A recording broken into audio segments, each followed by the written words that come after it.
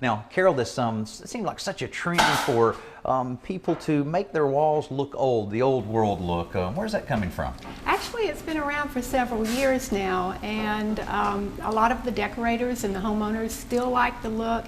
It's very easy, warm, inviting look, so that's one thing that maintains the popularity. Well, it definitely will look good along with our stained cabinets. Now I know that you had the painter come in and put a base coat on, and where did it go from there?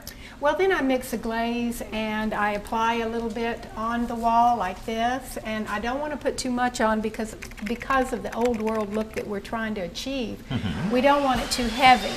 So basically I'm only going to put a little bit on, and then I'm taking a sheepskin woolly and just blotting it out and blending it so that I get the highs and the lows of the glaze. Yeah, just a little bit of a contrast in there and how it looks.